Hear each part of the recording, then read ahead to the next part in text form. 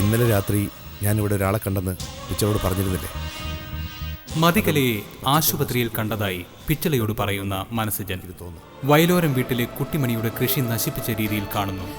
മതികലയെ കാണാനില്ല എന്ന പരാതി പോലീസ് അന്വേഷിക്കുന്നു. കത്തിക്കരിഞ്ഞ നിലയിൽ കാണുന്ന അജ്ഞാത മൃതദേഹം മതികലയുടേതാണെന്ന് സ്ഥിരീകരിക്കുന്ന തമ്പി കുഴഞ്ഞു വീഴുന്നു. ശിവാനിയെ ആശുപത്രിയിൽ ഒറ്റയ്ക്കാക്കി മനസ്സജൻ തമ്പിയെ കാണാൻ പോകുന്നു. തുടർന്ന് കാണുക.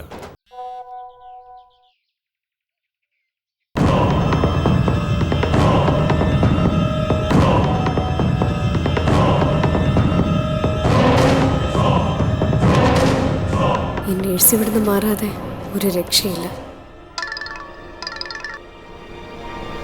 ഹലോ, പറഞ്ഞു.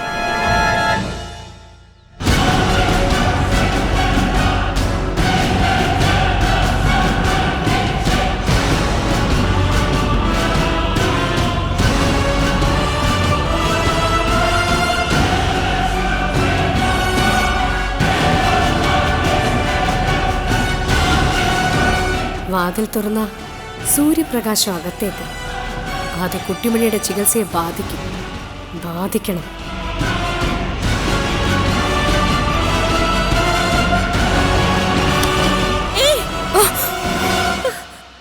ശിവാനി എന്തായി കാണിക്കുന്നത്?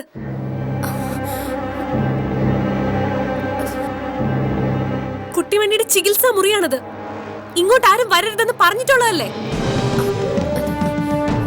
എന്തിനാ ശിവാനി വാതിൽ തുറക്കാൻ ശ്രമിച്ചത്? എല്ലാ കാര്യങ്ങളും ഞാൻ ശിവാനിയോട് പറഞ്ഞിട്ടുള്ളതല്ലേ? അതൊക്കെ മറന്നുപോയോ? അത് ഞാൻ കുട്ടിമണിയൊന്ന് കാണണമെന്ന് തോന്നി, അതുകൊണ്ടാ ഞാൻ. ഇപ്പൊ ഈ വാതിൽ തുറന്നിരുന്നെങ്കിൽ കാണുന്നത് കുട്ടിമണിയുടെ ശവമായിരുന്നേനെ. സൂര്യപ്രകാശം അല്പം പോലും കേറാത്ത വിധത്തിൽ പ്രത്യേക സജ്ജീകരിച്ച മുറിയാണത്. പച്ചമരുന്നുകൾ കൊണ്ട് പൊതിഞ്ഞു കെട്ടിയ നിലയിലാണ് കുട്ടിമണി ഇപ്പോ. ഒരൊറ്റ നിമിഷം കൊണ്ട് എല്ലാം തകർത്ത് കളയുമായിരുന്നല്ലോ ശിവാനി. എന്തൊരു മണ്ടത്തരമാണ് ശിവാനി കാണിച്ചത്. അറിയാതെ പറ്റിപ്പോയതാ ഡോക്ടർ, എന്നോട് ക്ഷമിക്കണം.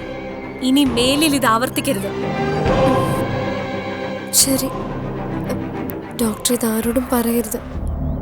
സിജണനും മറ്റും അറിഞ്ഞ എന്നോട് ക്ഷമിച്ചെന്ന് വരില്ല. എങ്ങനെ ക്ഷമിക്കും ശിവാനി? ആ പാവം ഊണും ഉറക്കവും കളഞ്ഞ് ഞങ്ങളെക്കാ ശ്രദ്ധയോടെയാ ഇവിടെ കാവലിരിക്കുന്നത്.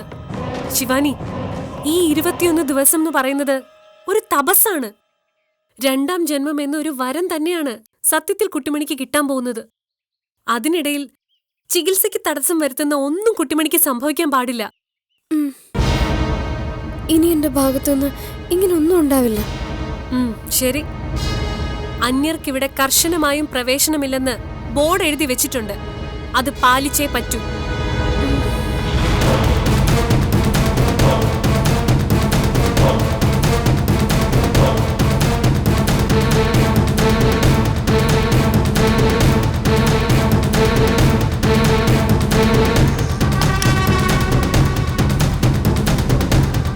രേഷ്മേ, എന്താ ഡോക്ടർ? ഇയാളിത് എവിടെ പോയി കിടക്കുമായിരുന്നു? ഡോക്ടർ, അത് പിന്നെ ഇവിടുന്ന് മാറരുതെന്ന് പറഞ്ഞിട്ടുള്ളതല്ലേ ഞാൻ? Sorry doctor. ഇനി ഇവിടുന്ന് മാറരുത്, കേട്ടല്ലോ?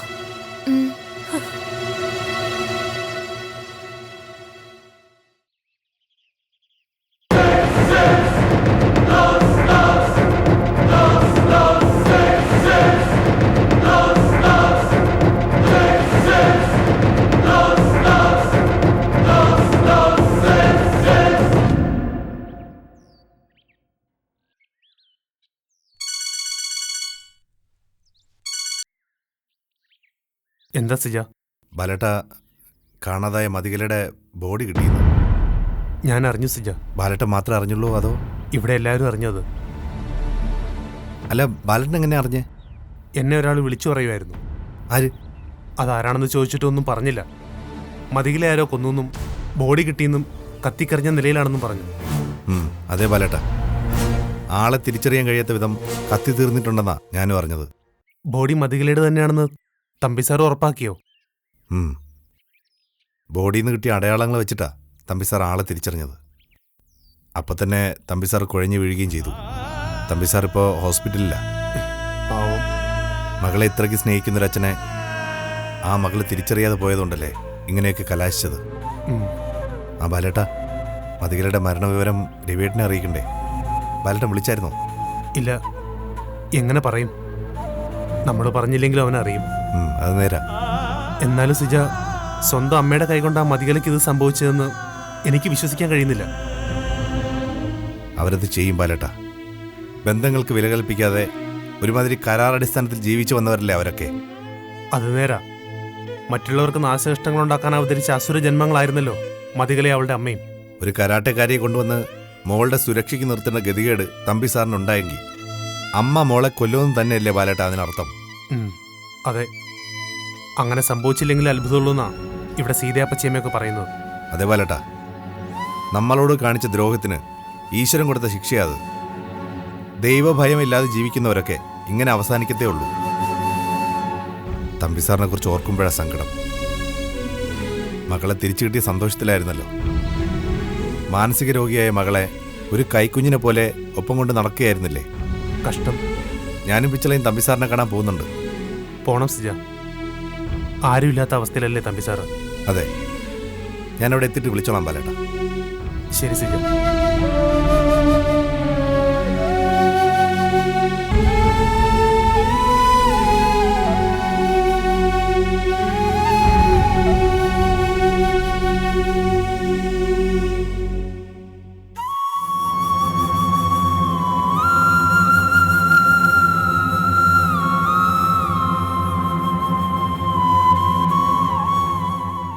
തമ്പി സാറേ,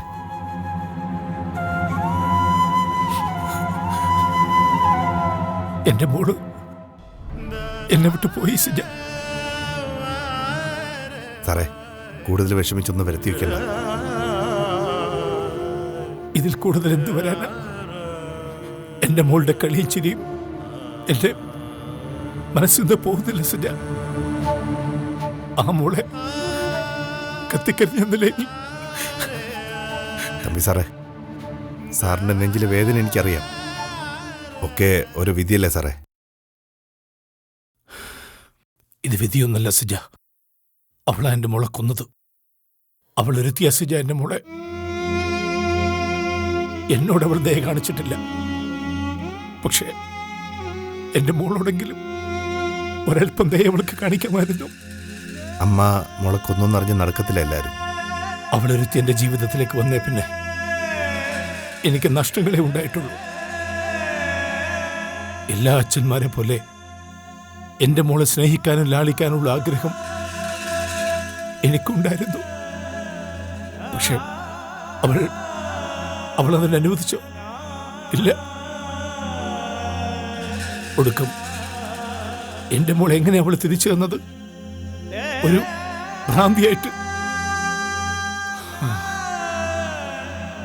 ഒരർത്ഥത്തിൽ അവൾ എന്റെ മോളെ ഉപേക്ഷിച്ചപ്പോ ഞാൻ അവളെ ഏറ്റെടുക്കായിരുന്നില്ലേ സിജ? അതെ സാറേ, സാറിനെ പോലെ വലിയ മനസ്സുള്ളവർക്കല്ലേ അതിന് കഴിയൂ. പക്ഷേ ജീവിതത്തിലേക്ക് തിരിച്ചു വന്നു തുടങ്ങി എന്റെ മോളെ അവൾ കൊന്നുകളഞ്ഞില്ലേ സിജ? അതിനുള്ള ശിക്ഷ അവർക്ക് ദൈവം കൊടുക്കും. അമ്മയാണ് ദൈവം. ഞാൻ അറിഞ്ഞതും അനുഭവിച്ചതും അതാ. പക്ഷേ എന്റെ മോൾ അമ്മയെന്ന് വിളിച്ചത് ഒരു പിശാചിനെയാ. എന്റെ മോൾ അരുങ്കൊല ചെയ്തവളോട് ഞാൻ ക്ഷമിക്കില്ല. അവളിനെ ഈ ഭൂമിക്ക് മുകളിൽ ജീവിച്ചിരിക്കാൻ പാടില്ല സിജ. സാർ ഇപ്പം അങ്ങനെയൊന്നും ചിന്തിക്കരുത്. സാർ സമാധാനമായിട്ടിരിക്കും. ഇല്ല സിജ, എന്റെ മോളെ കൊന്നവൾക്ക് തൂക്കുകയർ കിട്ടണം. അവൾക്ക് ശിക്ഷ കിട്ടണം. ആ നിമിഷം വരെ എനിക്ക് സമാധാനം കിട്ടില്ല. തമ്പി സാറേ, ഭാഗ്യം കെട്ടൊരു അച്ഛനാണോ ഞാൻ? ഇപ്പതാ ഒറ്റ രാത്രി കൊണ്ട് തനിച്ചായി. ആകെ ഉണ്ടായിരുന്ന എന്റെ മോള് പോയി. ഇനി ആർക്കു വേണ്ടിയാ ജീവിക്കുന്നത്? തമ്പി സാറേ, സാറ് തനിച്ചല്ല. സാറിനൊപ്പം ഞാനുണ്ട്. ദേ, ഈ നിൽക്കുന്ന പിച്ചളയുണ്ട്. വയലോരം വീട്ടിലെ സകലരും തമ്പി സാറിനൊപ്പം നിൽക്കാൻ മനസ്സുള്ളവരാ. അപ്പൊ പിന്നെ ഈ തനിച്ചായെന്നുള്ള ചിന്തയൊന്നും സാർ കൊണ്ട് നടക്കണ്ട. സിജ, എന്റെ മോള് നിങ്ങളെ ഒരുപാട് ഉപദ്രവിച്ചിട്ടുണ്ട്. മാപ്പർഹിക്കാത്ത പല ക്രൂരതകളും കാണിച്ചിട്ടുണ്ട്. അവൾക്കതോർത്ത് പശ്ചാത്തപിക്കാൻ കഴിയുന്നൊരു മനസ്സുണ്ടാകുമെന്ന പ്രതീക്ഷയിലായിരുന്നു ഞാൻ. ഒരു നല്ല ഭാര്യയായി, ഒരു നല്ല കുടുംബിനിയായി രവിയുടെ ജീവിതത്തിലേക്ക് എൻ്റെ മോളെ മടക്കിക്കൊണ്ടുവരാൻ കഴിയുന്നൊരു ഉറപ്പെനിക്കുണ്ടായിരുന്നു. പക്ഷെ എല്ലാം തകർന്നു പോയില്ലേ?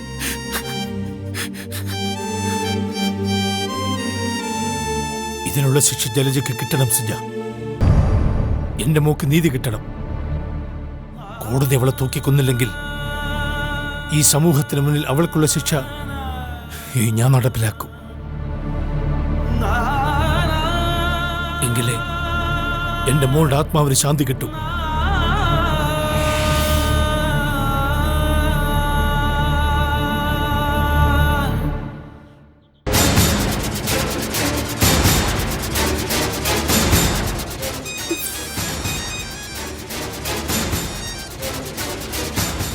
ഹലോ, ശിവയുടെ പെങ്ങളല്ലേ?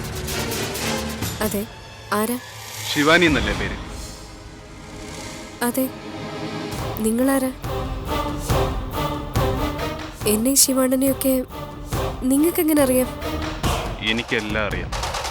ആരാ നിങ്ങള്? ശിവാനി ശിവ എവിടെയാണെന്ന് കണ്ടെത്തിയോ? ഇല്ല, ശിവാണന്റെ ഒരു വിവരവും ഇല്ല. അറിയാം ശിവാനി, എനിക്കെല്ലാം അറിയാം. ശിവാനിയുടെ ശിവയണ്ണനെ കൊന്നവർ ഒരിക്കലും മാപ്പറിയിക്കുന്നില്ല. ശിവാനി അവരോട് പ്രതികാരം ചെയ്യുമെന്നും എനിക്കറിയാം. അതിനു മുമ്പ് എനിക്ക് ശിവാനി ഒന്ന് നേരി കാണണം. ആരാണെന്ന് എനിക്ക് പറഞ്ഞില്ലല്ലോ. നമ്മൾ നേരി കാണാൻ പോവല്ലേ, അപ്പൊ മനസ്സിലാവും ഞാൻ ആരാണ്. നമ്മൾ കാണേണ്ട സ്ഥലവും സമയമൊക്കെ ഞാൻ അറിയിക്കാം. ശിവാനിയുടെ ശിവയണ്ണനെ കുറിച്ച് എല്ലാം അറിയുന്ന എന്നെ ശിവാനിക്ക് കാണണ്ടേ? കാണണം. ശരി.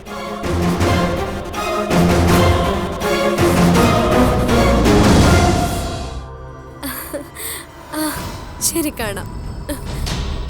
ആരാ ശിവാനി വിളിച്ചത്? അത് നാട്ടീന്നാ. മുമ്പൊന്നും ഇല്ലാത്ത വിധം നാട്ടിൽ നിന്ന് ഇപ്പൊ കുറെ വിളികൾ ശിവാനിക്ക് വരുന്നുണ്ടല്ലോ. കഴിഞ്ഞ ദിവസം വിളി വന്നല്ലോ. അത് ഞാൻ അവിടുന്ന് പോന്നിട്ട് ഒത്തിരി നാളായില്ലേ. എന്ന് മടങ്ങിയെത്തുമെന്ന് അറിയാനുള്ള വിളികളാ. പിച്ചളെ, ശിവാനി ഇവിടെ ഒപ്പിച്ചു വെച്ച പണി അറിഞ്ഞോ? കുട്ടിമണിയുടെ മുറിയുടെ വാതിൽ ശിവാനി തുറക്കാൻ ശ്രമിച്ചു. ആ സമയത്ത് ഞാൻ അവിടെ എത്തിയതുകൊണ്ടും ശിവാനിയെ കണ്ടതുകൊണ്ടും രക്ഷപ്പെട്ടു. ഇല്ലായിരുന്നെങ്കിൽ ശിവാനി ആ വാതിൽ തുറക്കുമായിരുന്നു. ശിവാനി, നീ എന്ത് പണിയാ കാണിച്ചത്? അത് പിന്നെ ഞാൻ ശിവാനി, നീ ആ വാതില് തുറന്നിരുന്നെങ്കിൽ കുട്ടിമണി പെങ്ങളുടെ സ്ഥിതി എന്താവുമായിരുന്നു? എല്ലാം അറിയാവുന്നല്ല ശിവാനിക്ക്. അത് പിന്നെ ഓരോന്ന് ആലോചിച്ചിരുന്നപ്പോ കുട്ടിമണി ഒന്ന് കാണണമെന്ന് തോന്നി. സത്യത്തിൽ ഡോക്ടർ പറഞ്ഞതൊക്കെ ഞാൻ മറന്നുപോയി. കുട്ടിമണിയെ കാണാനുള്ള കൊതി കൊണ്ട് സംഭവിച്ചു പോയതാ. എന്നോട് ക്ഷമിക്കണം ശിവാനി. ലെസ്ലി ഡോക്ടറും കൃഷ്ണ ഡോക്ടറും ഒക്കെ കുട്ടിമണി പെങ്ങൾക്ക് വേണ്ടി ഒത്തിരി കഷ്ടപ്പെടുന്നുണ്ട്. ഒരു തരത്ത് പറഞ്ഞ വെല്ലുവിളി തന്നെയാണ് ഈ ചികിത്സ. അതിന്റെ ഇടയിൽ നമ്മൾ ഇങ്ങനെയൊക്കെ കാണിച്ച എനിക്കൊരു അബദ്ധം പറ്റിയതാ. കുട്ടിമണിയെ കുറിച്ച് മാത്രം ചിന്തിച്ചപ്പോ ഞാനെല്ലാം മറന്നുപോയി. ഇനി ഇങ്ങനെ ഒന്നും ഉണ്ടാവില്ല. കുട്ടിമണിക്ക് നൽകിക്കൊണ്ടിരിക്കുന്ന ചികിത്സയ്ക്ക് ഒരു താളമുണ്ട്. ആ താളം തെറ്റാൻ പാടില്ല. പുറത്തുനിന്നൊരു നേരത്തെ ശബ്ദം ഉണ്ടായാൽ പോലും ആ താളം തെറ്റിയേക്കാം. അങ്ങനെ വന്ന വിവേകമാണ് ഇവിടെ കാണിക്കേണ്ടത്, വിവരക്കേടുകളല്ല. എന്തായാലും അവിടെ ഒരു സെക്യൂരിറ്റിയെ നിർത്തിയേ പറ്റൂ.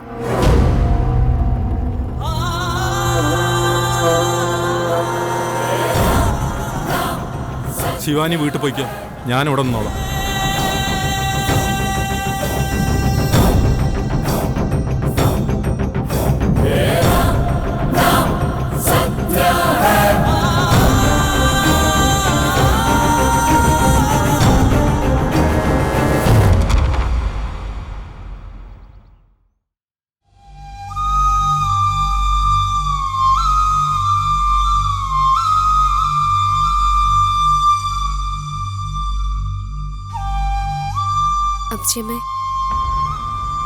അപ്പച്ചമ്മ അറിഞ്ഞില്ലേ?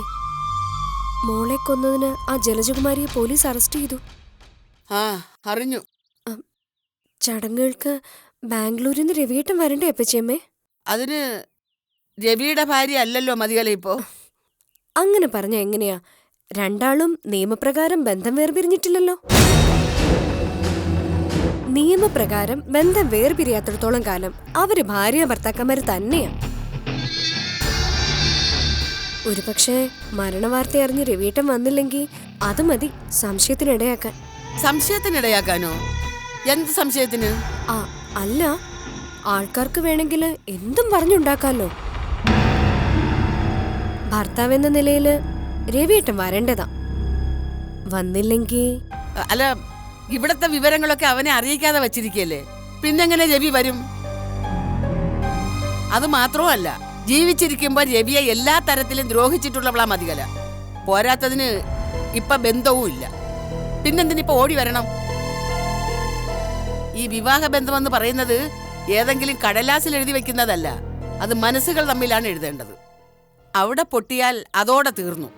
അതുകൊണ്ട് ഇപ്പം മതികല രവിയുടെ ഭാര്യയാണെന്ന് പറയാനേ പറ്റത്തില്ല. ഞാനും അതിനോട് യോജിക്കുന്നുണ്ട് അപ്പച്ചിയമ്മേ. പക്ഷെ നാട്ടുകാര്... ഏത് നാട്ടുകാര്? സംശയമുള്ളവർ ഇങ്ങോട്ട് വരട്ടെ, അവർക്ക് വേണ്ടുന്ന മറുപടി ഞാൻ പറഞ്ഞു കൊടുത്തോളാം. അപ്പച്ചിയമ്മ പറയുന്നതൊക്കെ ശരിയാ. എന്നാലും ഇന്നത്തെ കാലം അങ്ങനൊന്നും അല്ല. ആരെങ്കിലും വെറുതെ ഒരു സംശയം പറഞ്ഞാ മതി, കേസ് രവിയേട്ടന്റെ നേർക്ക് തിരിയും. അയ്യോ, അതെന്തിന്? അതോ, അതിന് കാരണം ഞാൻ നേരത്തെ പറഞ്ഞ തന്നെയാ. രണ്ടാളും നിയമപ്രകാരം വേർപിരിയാത്തതാ. നടന്നു പോകുന്ന ഒരു പെണ്ണിനെ നോക്കിന്ന് പറഞ്ഞാലേ കേസാവുന്ന കാലമാ. സത്യമാണോന്നില്ല, വെറുതെ പറഞ്ഞാലും മതി, കേസാവും. ഇപ്പോഴത്തെ നിയമങ്ങളെ അങ്ങനൊക്കെയാ. എന്റെ പരുത്തിക്കാവിലമ്മേ, ഞാനിതെന്തൊക്കെയാണ് ഈ കേൾക്കുന്നത്? സത്യത്തിനൊന്നും ഇവിടെ ഒരു വിലയുമില്ലേ? അപ്പച്ചിയമ്മ പേടിക്കണ്ട, ഞാനൊരു സാധ്യത പറഞ്ഞതേ ഉള്ളൂ. എന്തായാലും രവിയേട്ടനൊന്ന് വരുന്നത് നന്നായിരിക്കും.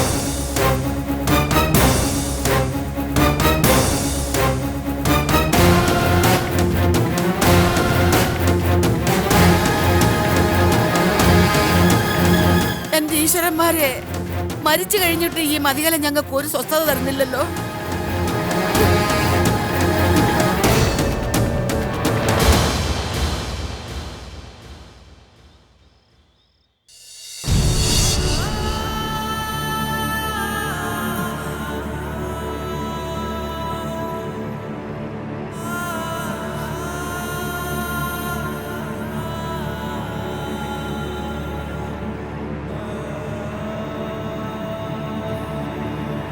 നീ മതികലയുടെ കാര്യം തന്നെ ഓർത്തോണ്ടിരിക്കുവാണ് സീതേ.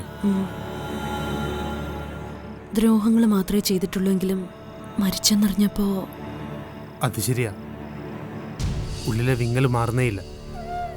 കുറെ കാലം ഇവിടെ കഴിഞ്ഞതല്ലേ, ഓർക്കാനായിട്ട് നല്ലതൊന്നും ബാക്കി വെക്കാതെ പോയത്. ഞാൻ ആലോചിക്കുന്നത് ആ ജലജകുമാരിയെ കുറിച്ചാ. നൊന്ത് പെറ്റ സ്വന്തം മോളെ കൊന്നു ചുട്ടരിച്ച് കളഞ്ഞില്ലേ? ഓർക്കാൻ കൂടി വയ്യ ബാലേട്ടാ. അങ്ങനെയും ചില ജന്മങ്ങളുണ്ട്. കാണാൻ മനുഷ്യരൂപം ഉണ്ടാവും, മനുഷ്യത്വം തൊട്ട് തിന്നിട്ടുണ്ടാവില്ല. എന്തായാലും അവര് ജയിലിലായല്ലോ, ഇനി കടുത്ത ശിക്ഷ തന്നെ കിട്ടണം. രവിയുടെ അവസ്ഥ ഇതൊന്നും രവി ഇതുവരെ അറിഞ്ഞിട്ടില്ലെന്ന് തോന്നുന്നു. ആരും അറിയിച്ചിട്ടുണ്ടാവില്ല. അറിയിക്കണ്ടേ ബാലേട്ടാ? അറിയിച്ചിട്ട് മതികലയുടെ കാര്യമായിരിക്കും സംസാരിക്കുന്നത് അല്ലേ?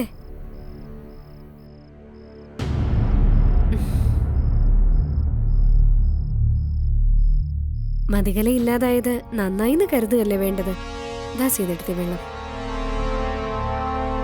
അല്ല, എനിക്കറിയാവുന്ന വിവരങ്ങൾ വെച്ച് ഞാൻ പറഞ്ഞതേ ഉള്ളൂ. ഇവിടെ വന്ന അന്നു മുതൽ മതികല ഈ വീട്ടിനോടും കുട്ടിമണിയോടും ചെയ്ത ക്രൂരതകൾ ഞാൻ കേട്ടിട്ടുണ്ട്. ഇപ്പോ മതികലയ്ക്ക് അതിനുള്ള ശിക്ഷ കിട്ടിയെന്ന് കരുതിയപ്പോ രസീതെടുത്തി. മതികലയ്ക്ക് ശിക്ഷ കിട്ടണേന്ന് ആഗ്രഹിക്കുകയും പ്രാർത്ഥിക്കുകയും ചെയ്യുന്ന മനസ്സായിരുന്നു ഞങ്ങളുടേതും. പക്ഷേ ഇങ്ങനൊരു ദുരന്തം അവക്ക് സംഭവിച്ചപ്പോ നമ്മുടെ മനസ്സ് അല്പമൊന്ന് വേദനിക്കില്ലേ ശിവാനി? എന്തിനെങ്ങനെ വേദനിക്കുന്ന സീതെടുത്തി? തെറ്റ് ചെയ്തവര് ശിക്ഷിക്കപ്പെടണം. ഞാൻ അതിന്റെ ഭാഗത്താ. സീതേട്ടത്തിയുടെ സ്ഥാനത്ത് ഞാനായിരുന്നെങ്കിൽ ഈ ഇരിക്കുന്ന ബാലേട്ടനെ കൊണ്ട് ഈ വയലോരം വീടിന്റെ മുറ്റത്ത് വെച്ച് തന്നെ അന്നേ മതികലെ തീർക്കുമായിരുന്നു. സഹിക്കാനും ക്ഷമിക്കാനും മാത്രമല്ല ബാലേട്ട, ഒരു ദയയും കാണിക്കാതെ പ്രതികരിക്കാനുള്ള കഴിവ് നമുക്കുണ്ടാവണം. അല്ലേ സീതയെടുത്തി?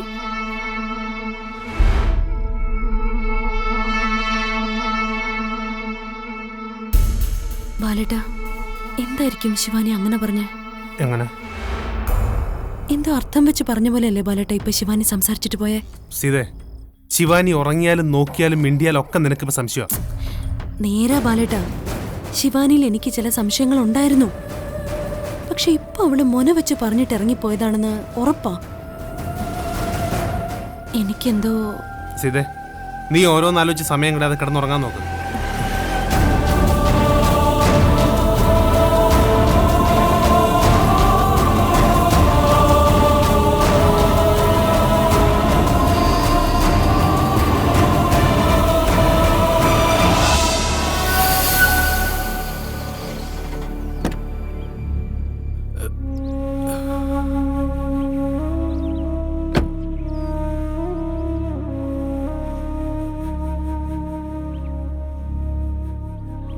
സാറേ, ഒന്ന് വിളിച്ചിരുന്നെങ്കിൽ ഞാൻ വരുമായിരുന്നല്ലോ സാറേ. സാരമില്ല മേരി, ഒറ്റക്ക് തന്നെ വന്നും പോയും ചെയ്ത് ശീലമായി.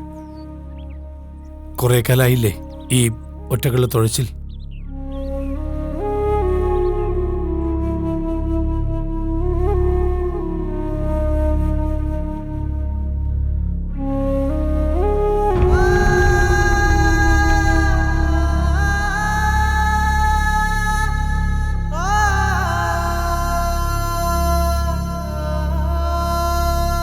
ഞാനാണ് സാർ ഫോട്ടോ തൂക്കിയേ.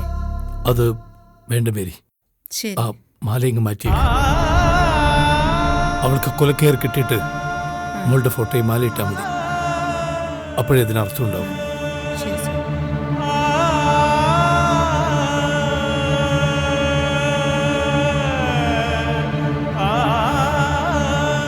ഒരർത്ഥത്തിൽ എൻ്റെ മോള് മരിച്ചിട്ടില്ല. മനസ്സിൽ ജീവനോടുണ്ട് എൻ്റെ മോൾ. അവൾക്ക് തൂക്കുകയറി തന്നെ കിട്ടണം. ഇനി അങ്ങോട്ട് എൻ്റെ വ്രതമാണത്. ഞാൻ സാറിനെ നിരാശപ്പെടുത്താൻ വേണ്ടി പറഞ്ഞതല്ല. നല്ല ഉശിരം വക്കീലിനെ തന്നെ ഇറക്കണം. എങ്കിലേ സാറിന്റെ ആഗ്രഹം പോലെ അവർക്ക് തൂക്കുകയർ കിട്ടൂ. സകല തെളിവുകളുണ്ടായിട്ടും എത്ര പേരാ ശിക്ഷയിൽ നിന്ന് സുഖമായിട്ട് ഊരിപ്പോരുന്നത്. അതൊക്കെ വക്കീലിന്റെ മിടുക്ക. സീമ കൊലക്കേസിന്റെ കാര്യം തന്നെ സാറിന് അറിയാലോ. കൊലക്കയർ ഉറപ്പിച്ചെടുത്തുന്നല്ലേ രക്ഷപ്പെടുത്തിയത്.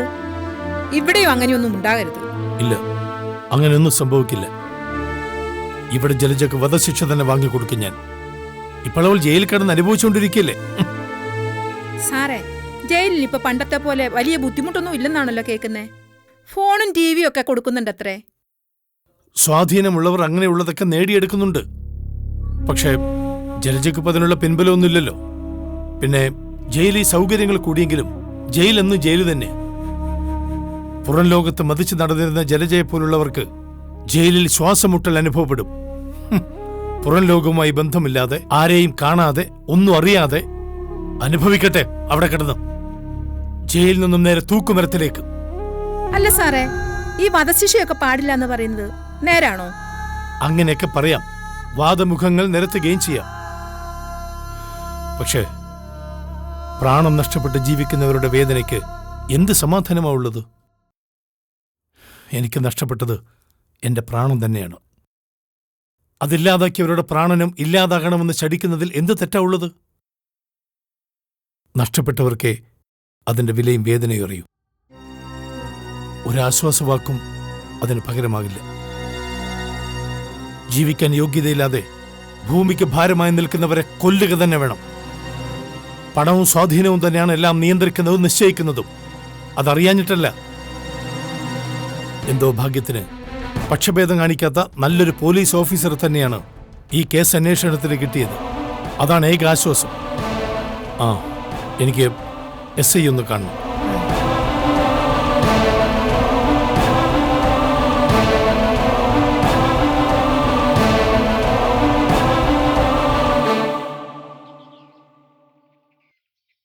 പിച്ചളെ, ടെസ്റ്റുകളുടെ ഫലം എങ്ങനെയായിരിക്കും? എൻ്റെ കുഞ്ഞുമണിക്ക് ഏയ് അങ്ങനെയൊന്നും വരില്ല. ലെസ്ലി ഡോക്ടർ വന്നിട്ട് ഇപ്പൊ പറയും കുട്ടിമണിക്ക് യാതൊരു കുഴപ്പമില്ല, സംശയിച്ചതൊക്കെ വെറുതെ ആയിരുന്നു. പിച്ചളേ, അതെ ബായ്, അങ്ങനെ വരൂ. ആ പിന്നെ ആശുപത്രിയിൽ നിന്ന് ഡിസ്ചാർജ് ആയിട്ട് തമ്പി സാറ് വിളിച്ചിരുന്നു. ആ വിളിച്ചായിരുന്നു. തമ്പി സാറ് ബാംഗ്ലൂരിലേക്ക് തന്നെ പോവുക. അവിടെ തന്നെ സ്ഥിരതാമസമാക്കാനാണ് അത്ര പ്ലാൻ. അവിടെ തന്നെ നിൽക്കുന്നതാ ഒരു കണക്കിന് നല്ലത്. ഇവിടുത്തെ മതികളുടെയും തള്ളയുടെയും പേക്കൂത്തുകൾ കാണേണ്ടി വരില്ലല്ലോ. ഈ മതികലയെ പണ്ട് തൊട്ടേ അറിയുന്നല്ലേ എനിക്ക്. ആഗ്രഹിച്ചത് നേടിയെടുക്കാൻ ഏതറ്റം വരെ അവൾ പോവും. പക്ഷേ ഇത്രയ്ക്ക് കുഴപ്പം പിടിച്ചൊരു രീതിയിലേക്ക് പോകുമെന്ന് കരുതിയില്ല ഞാൻ. ഒരു പെണ്ണിന് എങ്ങനെ സാധിക്കുന്നു ഇങ്ങനെയൊക്കെ ആവാൻ? ബായ്, പെണ്ണിന്റെ കാര്യം പറഞ്ഞതുകൊണ്ട് പറയുക, ശിവാനിക്ക് എന്താ പിച്ചളെ? ഞാൻ ഒരിക്കൽ ബായോട് സൂചിപ്പിച്ചിരുന്നില്ലേ ശിവാനിയുടെ സ്വഭാവത്തിൽ കാണുന്ന മാറ്റങ്ങളെക്കുറിച്ച്. ആ സംശയപ്പം കൂടിക്കൂടി വരിക ബായ്. ശിവാനിയുടെ ചില നോട്ടങ്ങള്, മൂളലുകള്, മൊന വെച്ച വാക്കുകള് എന്തൊക്കെയോ ഉള്ളിൽ ഒളിപ്പിച്ചു വെച്ച് പറയും പോലെ. അങ്ങനൊന്നും ഇല്ല പിച്ചളെ. ഒരിക്കൽ സംശയത്തിന്റെ തോന്നലുണ്ടായ പിന്നെ എല്ലാം അങ്ങനെ തോന്നും. ശിവാനി എനിക്ക് നന്നായിട്ട് അറിയാം. അവളിൽ നിന്ന് നമുക്ക് ദോഷമായിട്ടൊന്നും ഉണ്ടാവില്ല. If this is the result, let's see, doctor.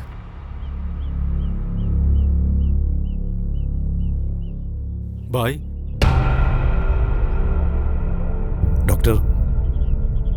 ഡോക്ടർക്ക് കുട്ടിമണിയുടെ ട്രീറ്റ്മെന്റിനിടയിൽ ഒരു ഇൻറ്റ്യൂഷൻ പോലെ തോന്നിയതുകൊണ്ടാ കുഞ്ഞുമണിയെ കാണണമെന്ന് പറഞ്ഞതും ടെസ്റ്റിന് വിധേയയാക്കിയതും. എന്നിട്ടെന്തായി ഡോക്ടർ? കുഞ്ഞുമണിക്ക് റിസൾട്ട് കിട്ടി. അതിന്റെ ആശയക്കുഴപ്പത്തിലും അങ്കലാപ്പിലുമാണ് ഞങ്ങൾ. കുട്ടിമണിയുടെ അതേ നിലയിലേക്ക് കുഞ്ഞുമണിയും വളരുമോ എന്നുള്ള ആശങ്കയിലായിരുന്നു ലെസ്ലി ഡോക്ടർ. അതൊന്ന് കൺഫേം ചെയ്യാനാ ടെസ്റ്റ് നടത്തിയത്. അതിപ്പോ കോംപ്ലിക്കേഷനായി.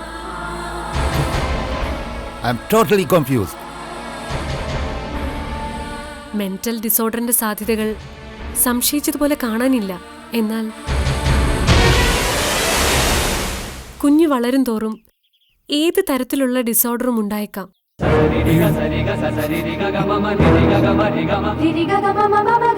Ade mentally agam, physically agam.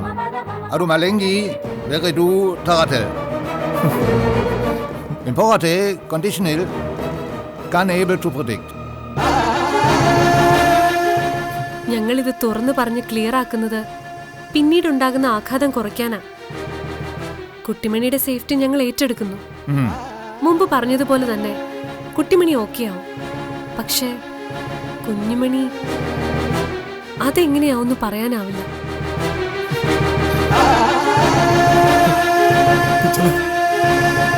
Manasien, control yourself.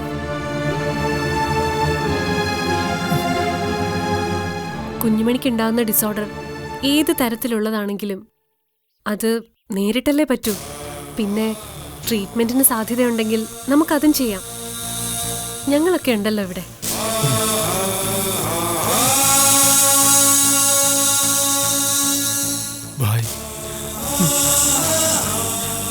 എന്താ പിച്ചള ഇത്? എന്റെ കുഞ്ഞുമണി ഒന്ന് നല്ല രീതി തരുമ്പോ വേറൊന്ന് തിരിച്ചെടുക്കുകയാണല്ലോ. എന്റെ കുട്ടു ഇതറിയുമ്പോ എന്റെ ഈശ്വര,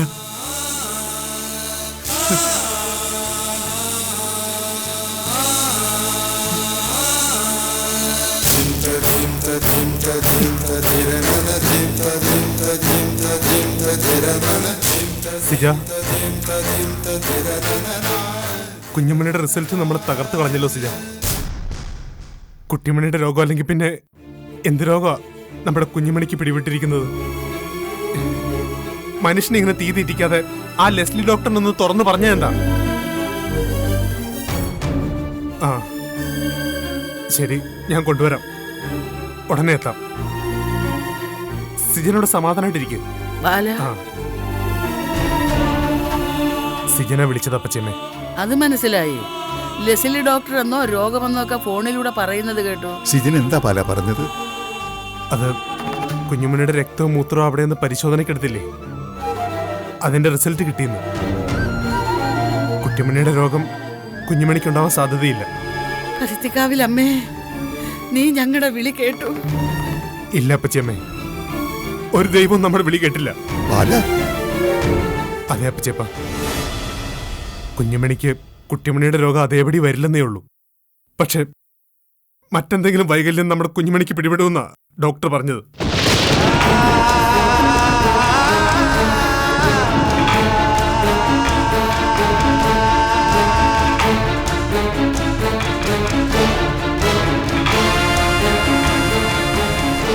കിട്ടിയ റിസൾട്ടുകളിലൊക്കെ അങ്ങനെ കാണിക്കുന്നതെന്ന്. ദൈവങ്ങളെ, എന്റെ ജീവനും എടുത്തൂടെ? എന്തിനാ എന്റെ കുഞ്ഞുങ്ങളെ ഇങ്ങനെ പരീക്ഷിക്കുന്നത്? സുഭദ്രേ, നീ ഒന്ന് അടങ്ങ്.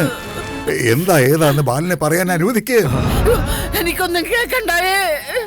പരമ്പരകളും മുഴുവനും ഇങ്ങനെ ദണ്ണവും ദീനവും പിടികൂടുന്നത് കണ്ട് മരിക്കാനാണല്ലോ എന്റെ വിധി.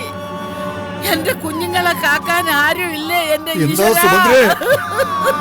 അപ്പച്ചേമ്മേ, കരഞ്ഞു നിലവിളിച്ചിട്ടോ നമ്മളിങ്ങനെ തളർന്നിട്ടോ ഒരു കാര്യമില്ല. ബാല, എന്ത് വൈകല്യ നമ്മുടെ കുഞ്ഞുമണിക്കുണ്ടാവുക? അപ്പച്ചേപ്പ, അത് കുഞ്ഞുമണി ഇപ്പൊ തീരെ ചെറുതല്ലേ. ഈ പറഞ്ഞ വൈകല്യം എന്താ ഏതാന്ന് ഈ പ്രായത്തിൽ കാണിക്കില്ലെന്ന്. മുതിർന്നു വരുംതോറും കുഞ്ഞുമണിക്ക് ബാധിച്ചിരിക്കുന്ന വൈകല്യം പുറത്തു വരുമെന്നാ ഡോക്ടർ സിജനോട് പറഞ്ഞത്. ആ സായിപ്പ് ഡോക്ടർ അങ്ങനെ പറഞ്ഞെങ്കിൽ കുഞ്ഞുമണിയെ നമുക്ക് ചികിത്സിച്ച് മാറ്റാനുള്ള സമയവും സാവകാശവും നമുക്ക് മുമ്പിലുണ്ടല്ലോ. ഉണ്ടപ്പച്ചേപ്പ, വർഷങ്ങളോടെ നമുക്ക് ചികിത്സ നടത്താം. ഏത് ആശുപത്രി വേണമെങ്കിലും കുഞ്ഞുമണിയും കൊണ്ട് നമുക്ക് കയറി ഇറങ്ങാം. പക്ഷെ അതുകൊണ്ടൊന്നും ഒരു ഫലവും ഉണ്ടാകാൻ സാധ്യതയില്ലെന്നാ സിജിനോട് ഡോക്ടർ പറഞ്ഞത്. അയ്യോ ശാരദേ, അച്യുതാ, നിങ്ങളുടെ ആത്മാവ് ഈ മണ്ണിലുണ്ടെങ്കിൽ ഈ മഹാവ്യാധികളെ ഒന്ന് തടുക്കാൻ മേലെ. ആപത്തുകളും ദുരിതങ്ങളും കാരണം കണ്ണീരും കൈയൊന്നും ഒഴിയുന്നില്ലല്ലോ അപ്പച്ചമ്മേ. ഇപ്പൊ ആകെയുള്ളൊരു ആശ്വാസം കുട്ടിമണിയിൽ ചികിത്സ ഫലിച്ചു തുടങ്ങി എന്നുള്ളതാ. നാളെ കുട്ടിമണി സൂപ്പിട്ട് വരുമ്പോ കുഞ്ഞുമണിയെ കൊണ്ട് നമ്മൾ വീണ്ടും ആശുപത്രി കയറി ഇറങ്ങേണ്ട അവസ്ഥയാണല്ലോ. ആശുപത്രി കയറണം ബാല. എത്ര ആശുപത്രി കയറിയിട്ടാണെങ്കിലും എത്ര ഡോക്ടർമാരെ കണ്ടിട്ടാണെങ്കിലും കുഞ്ഞിനെ സുഖപ്പെടുത്തി എടുക്കണം. അതെ അപ്പച്ചമ്മേ.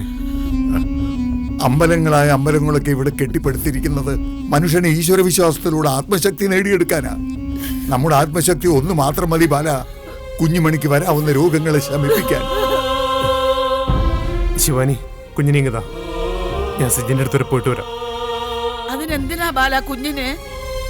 ഒന്നുമില്ല അപ്പച്ചമ്മേ, ലെസ്ലി ഡോക്ടർ ഇങ്ങനെയൊക്കെ പറഞ്ഞപ്പോ കുഞ്ഞുമണിയെ കാണുന്ന സിജിനൊരാഗ്രഹം. എന്നോടൊന്ന് അങ്ങോട്ട് കൊണ്ടുചെല്ലാൻ പറഞ്ഞു. ഞാൻ പോയിട്ട് വരാം.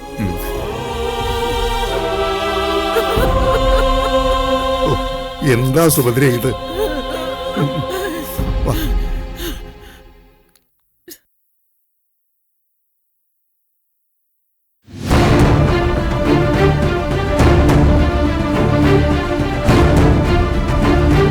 എന്റെ ശിവണ്ണന്റെ ആത്മാവ് ഈ മണ്ണിലുണ്ട്. അതിന്റെ തെളിവ് ഞാൻ എന്റെ കണ്ണിൽ കണ്ടു തുടങ്ങി.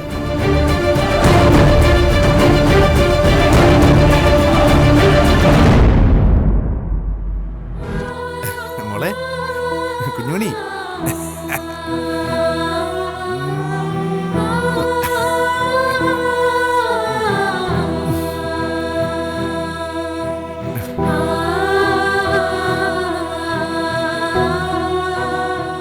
സിജ, കുഞ്ഞുമണിയുടെ കാര്യത്തിൽ ഡോക്ടർ പിന്നെ എന്തെങ്കിലും പറഞ്ഞോ? ഇല്ല ബാലേട്ടാ, എന്തെങ്കിലും ഒരു കുറവുറപ്പാ കുഞ്ഞുമണിക്ക്. പരീക്ഷണങ്ങൾ ഒത്തിരി ഉണ്ടായിട്ടുണ്ട് ജീവിതത്തിൽ. പക്ഷെ ഇത് തളരരുത് സിജ. പുതിയ ഒരാളായിട്ട് കുട്ടിമണി വരുമ്പോ ആദ്യം അറിയുന്ന വാർത്ത ഇതാവരുത്. പിടിച്ചു നിൽക്കണം. കുട്ടിമണിയെ നല്ല നിലയിൽ എത്തിക്കാൻ കഴിയുമെങ്കിൽ കുഞ്ഞുമണിയുടെ വയ്യായിക മാറ്റാനും പ്രതിവിധി ഉണ്ടാവും. എങ്കിലും വിധി എന്തിനാ നമ്മളോടിങ്ങനെ നിരന്തരം ക്രൂരത കാണിക്കുന്നതെന്ന് മനസ്സിലാവുന്നില്ല. വിധി ഇങ്ങനെ കാണിക്കുമ്പോൾ അതിനോട് പൊരുതണം. അതാ വേണ്ടത് സിജ. ബാലേട്ടാ, പെട്ടെന്നെന്തോ ഒറ്റപ്പെട്ടതുപോലെ. എന്താ സിജ ഇത്? ഞങ്ങളൊക്കെ ഇല്ലേ? പിന്നെ കുട്ടിമണി പൂർണ്ണ ആരോഗ്യത്തോടെ വരാൻ പോകുന്നു. സ്നേഹിക്കാനും ലാളിച്ചു വളർത്താനും കുഞ്ഞുമണിയും ഒപ്പം നിൽക്കാൻ കുട്ടിമണി ഉള്ളപ്പം സിജൻ അങ്ങനെ ഒറ്റപ്പെടുന്നത്?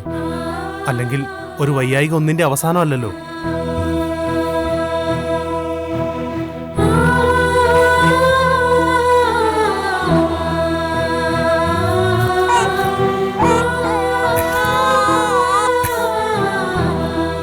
കുഞ്ഞുമണി, ആ എന്തേ?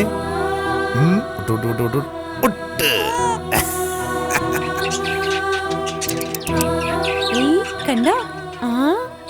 ഹായ്, എന്താ? ഓ എന്തടാ?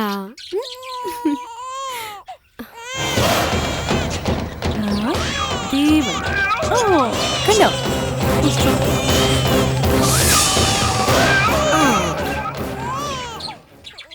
ഇവൻ എന്താണ് ചെയ്യുന്നേ? ആരാ നോക്കി? ആ കുട്ടാപ്പു, നിന്റെ കുഞ്ഞുമണി ഇതാ എത്തിയല്ലോ. കുട്ടാപ്പുനൊരു ഹായ് കൊടുത്തേ. കുഞ്ഞുമണിക്കുട്ടി, നിന്റെ കുട്ടാപ്പുനൊരു ഹായ് കൊടുത്തേ. ദേ കുട്ടാപ്പു നോക്കുന്നുണ്ടോ? ഇവൻ ഒരിടത്തിരിക്കുന്നില്ല. ദേ കുഞ്ഞുമണിയെ കണ്ടോ? പാവം എന്റെ മോള്. ഒരു നിർബന്ധവും. ഇങ്ങനെ പോയാലേ മിക്കവാറും പിച്ച വെച്ച് തുടങ്ങുമ്പോ തന്നെ ബാലേട്ടനോട് പറഞ്ഞ് ഒരു ചൂരില് വാങ്ങി വെക്കും കേട്ടോ. ഓ ആ ബാലേട്ടൻ അപ്പോഴേ ചൂരില് വാങ്ങും. പക്ഷേ അതുകൊണ്ട് ഞങ്ങളുടെ കുട്ടാപ്പുനെ തൊടാൻ പോകുന്നില്ല. ആ സീതയെടുത്തേക്കായിരിക്കും കിട്ടുക. അല്ലേടാ കുട്ടാപ്പു? ആണോ? ഞാൻ വിഷമിക്കുന്നുള്ളത് കൊണ്ടായിരിക്കും സിജണൻ ഇപ്പൊ എന്നോടൊന്നും പറയാത്തത്. എന്ത്? അല്ല, കുഞ്ഞുമണിക്ക് എന്തോ അസുഖം വരുമെന്ന് ബാലേട്ടൻ പറഞ്ഞു. അതെന്തസുഖമാണെന്ന് സീതീച്ചോട് സിജണൻ പറഞ്ഞോ? ഇല്ല, എന്തസുഖ വരികയെന്ന് സിജനോട് ലെസ്ലി ഡോക്ടറും പറഞ്ഞിട്ടില്ല. കുഞ്ഞുമണി വലുതാവും തോറും എന്ത് വയ്യായിക്കാൻ വരാമെന്നാ പറഞ്ഞിരിക്കുന്നത്. കുട്ടിമണിയുടെ അസുഖം അല്ലെങ്കിൽ പിന്നെ എന്ത് അസുഖമായിരിക്കും സീതെടുത്തി കുഞ്ഞുമണിക്ക് വരിക? അറിയില്ല ശിവാനി, ഒരാപത്തും വരില്ലെന്നാ പ്രാർത്ഥന. വളരും തോറും അസ്ഥി ക്ഷയിക്കുക, അല്ലെങ്കിൽ ദേഹത്തുനിന്ന് തിളയ്ക്കുന്ന ചൂട് വരിക, അതും അല്ലെങ്കിൽ മിണ്ടാതാവുക, അങ്ങനെ എന്തെങ്കിലും അസുഖങ്ങളായിരിക്കും അല്ലേ സീതെടുത്തി? അങ്ങനെയൊന്നും ചിന്തിക്കരുത് ശിവാനി. കുഞ്ഞുങ്ങൾക്കൊരു പനി വന്നാൽ പോലും സഹിക്കാൻ പറ്റില്ല. കുഞ്ഞുമണിക്ക് ഒരാപത്തും വരില്ല. എന്റെ കുട്ടാപ്പൂവിനോടൊപ്പം ഇവളും മിടുക്കിയായിട്ട് വളരും. അയ്യോ സീതെടുത്തി, അപൂർവ രോഗം എന്നൊക്കെ പറഞ്ഞപ്പോ ഞാൻ വെറുതെ ഊഹിച്ചു നോക്കിയതാ. ആ ഞങ്ങളുടെ ഊരില് ഒരു ഇശക്കിയമ്മൻ കോവിലുണ്ട്. കുഞ്ഞുങ്ങൾക്ക് എന്ത് അസുഖം ഉണ്ടെങ്കിലും അവിടെ ചെന്ന് പ്രാർത്ഥിച്ച മാറിക്കിട്ടും. മുടങ്ങാതെ പ്രാർത്ഥിക്കുന്നുണ്ടല്ലോ. എൻ്റെ കുട്ടിക്ക് ഒന്നും വരില്ല. ആ സായിപ്പിന് എന്തോ തെറ്റ് പറ്റിയതാ. കുഞ്ഞുങ്ങളെ ചികിത്സിക്കുന്ന നല്ല ഒന്നാം തരം ഡോക്ടർമാരുണ്ടല്ലോ ഇവിടെ, അവരെ ആരെങ്കിലും പോയൊന്ന് കണ്ടാൽ മതി. ഇല്ലാത്ത അസുഖം ഉണ്ടെന്നും പറഞ്ഞ് പാവത്തുങ്ങളുടെ കയ്യിൽ നിന്ന് കാശ് പിടിച്ചു പറിക്കാൻ വേണ്ടിയിട്ടാ മുക്കിന് ആശുപത്രികൾ ഉണ്ടാക്കുന്നത്. നമ്മുടെ കുഞ്ഞുങ്ങളെങ്ങനെ മാറി മാറി കാണിച്ചോണ്ടിരുന്നാല് അവരെഴുതി തരുന്ന മരുന്നും ഗുളികകളും കഴിച്ച് ഇല്ലാത്ത അസുഖം ഉണ്ടായെന്ന് വരും. ലെസ്ലി ഡോക്ടർ നല്ല വിദഗ്ധനാ അപ്പച്ചമ്മേ. സായിപ്പ് മിടുക്കനാണെങ്കിലേ ആ മിടുക്ക് കുട്ടിമണിയുടെ കാര്യത്തിൽ കാണിച്ചാ മതി. അപ്പച്ചമ്മേ, പണ്ട് കുട്ടിമണിയുടെ കാര്യത്തിൽ ഇങ്ങനെ തന്നെ ആയിരുന്നു എന്നാ ബാലേട്ടൻ എന്നോട് പറഞ്ഞിട്ടുള്ളത്. കുഞ്ഞുമണിയുടെ ഈ പ്രായത്തില് കുട്ടിമണിക്ക് ഒരു അസുഖവും ഇല്ലെന്നല്ലേ അച്ഛനും അമ്മയൊക്കെ വിശ്വസിച്ചിരുന്നേ? ശാരദയും അച്യുതനും മാത്രമല്ല, ഞങ്ങളും അങ്ങനെ തന്നെ വിശ്വസിച്ചിരുന്നേ. എന്നിട്ട് എന്തുണ്ടായി? വളർന്നു വരുംതോറും കുട്ടിമണി അസുഖക്കാരിയായിട്ട് മാറിയില്ലേ? ലെസ്ലി ഡോക്ടറും അതേ പറഞ്ഞിട്ടുള്ളൂ അപ്പച്ചമ്മേ. വളർന്നു വരുംതോറും കുഞ്ഞുമണിക്കും ചില മാറ്റങ്ങൾ ഉണ്ടാകാം എന്നാ പറഞ്ഞത്. കുട്ടിമണിയുടെ കാര്യത്തിലൊരു അനുഭവമുള്ള നമുക്ക് അതങ്ങ് കണ്ണുടച്ച് തള്ളിക്കളയാൻ പറ്റുമോ അപ്പച്ചമ്മേ? മോളെ സീത, കുഞ്ഞുമണിക്ക് എന്ത് സംഭവിച്ചാലും നാളെ ഇവൾക്ക് കുട്ടാപ്പു ഉണ്ടെന്ന് കരുതി സമാധാനിക്കാലോ അല്ലേ സീതെടുത്തി? കുട്ടാപ്പു ദാ വളരുമ്പോ എപ്പോഴും ഇങ്ങനെ കുഞ്ഞുമണിയുടെ കൈ പിടിച്ചു നടക്കണോട്ടോ.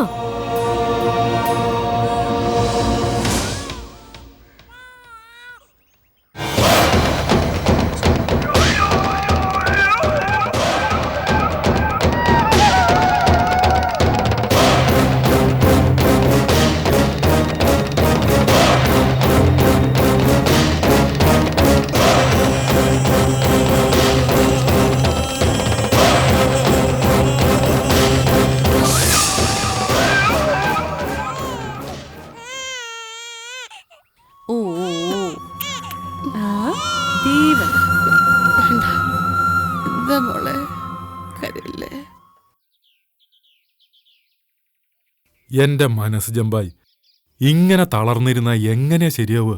ഇതിനേക്കാൾ വലിയ വിഷമങ്ങൾ നേരിട്ടിട്ടില്ലേ നമ്മള്? അതൊക്കെ പോലെയാണോ പിച്ചള ഇത്? ഇവിടെ എന്താ ഇപ്പൊ വലുതായിട്ടുണ്ടായത്? പണ്ട് കുട്ടിമണിപ്പെങ്ങൾ എങ്ങനെയായിരുന്നു? ആ കുട്ടിമണിപ്പെങ്ങൾക്ക് ഇപ്പൊ മാറ്റം ഉണ്ടായിട്ടില്ലേ? ഇപ്പതാ പുതിയൊരാളായിട്ട് വരാൻ പോകും. എന്തായാലും ഒരു കാര്യത്തിൽ സമാധാനിക്കാലോ, കുട്ടിമണി പെങ്ങളുടെ വയ്യായിക ഉണ്ടാവില്ലല്ലോ കുഞ്ഞുമണിക്ക്. അതുണ്ടാവില്ല. പക്ഷേ ഏത് തരത്തിലുള്ള പ്രശ്നം ഉണ്ടാവുമെന്നാണല്ലോ ലെസ്ലി ഡോക്ടർ പറഞ്ഞത്. അതെന്താണെങ്കിലും നിസ്സാര സംഗതിയായിരിക്കും ബായി.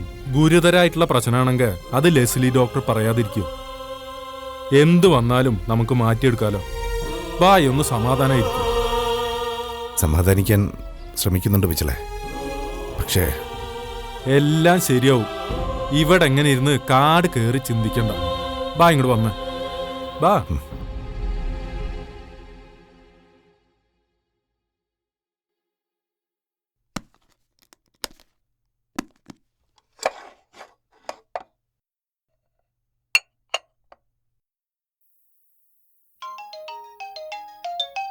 മേരി, ആ ഫോണിങ്ങെടുത്ത്.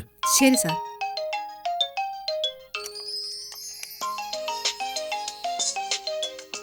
സാർ, ഒരു അനോണിമസ് കോൾ ആണല്ലോ സാർ. ഹലോ, മഹാദേവൻ തമ്പിയല്ലേ? അതെ. ഇതാരാ? ഞാൻ ആരാണ്, എവിടെ നിന്ന് വിളിക്കുന്നു എന്നതിനൊന്നും ഒരു പ്രസക്തിയില്ല.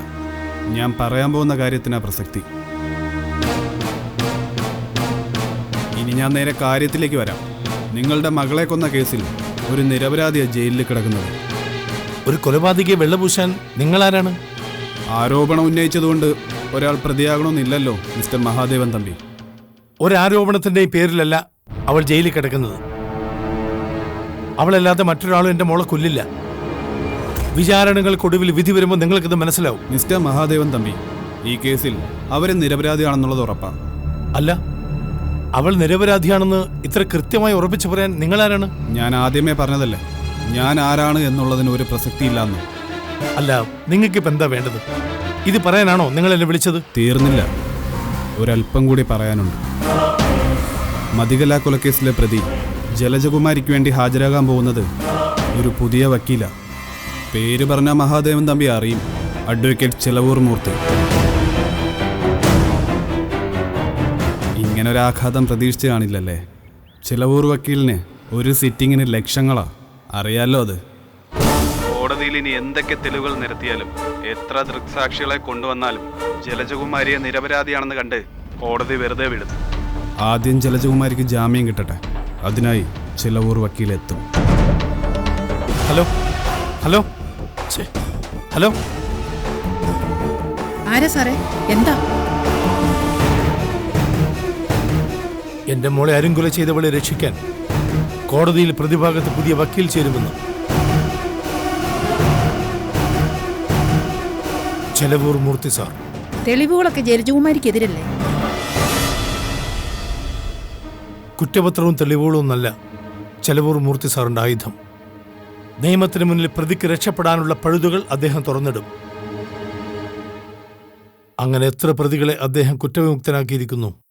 അദ്ദേഹത്തിന്റെ വാദത്തിന് മുന്നിൽ ഇവിടുത്തെ നിയമത്തിനും കോടതിക്കും മജിസ്ട്രേറ്റിനും കയ്യും കെട്ടി നോക്കി നിൽക്കാനേ സാധിക്കുള്ളൂ. ചെലവൂർ മൂർത്തി സാർ ഈ കേസ് ഏറ്റെടുത്താൽ എനിക്കും എന്റെ മകൾക്കും നീതി കിട്ടില്ലെന്ന് ഉറപ്പിക്കാം. അത്രയ്ക്ക് കുശാഗ്ര ബുദ്ധിയാ. ചെലവൂർ വക്കീൽ വരാതിരിക്കാൻ നോക്കണം.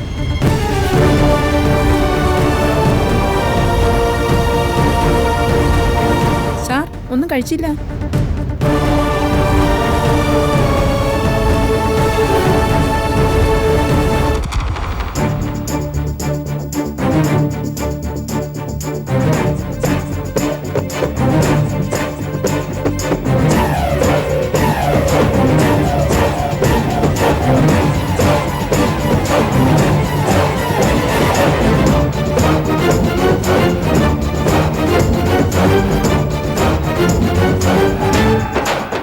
ഹലോ തമ്പി സാറേ. സിജ, എനിക്ക് സിജിനെ അത്യാവശ്യമായിട്ടൊന്ന് കാണണം. എന്താ സാറേ പ്രശ്നം? ഒക്കെ നേരിൽ കണ്ട് പറയാനുള്ളതാ. ഞാനിവിടെ ആശുപത്രിയിലുണ്ട് സാറേ. ശരി.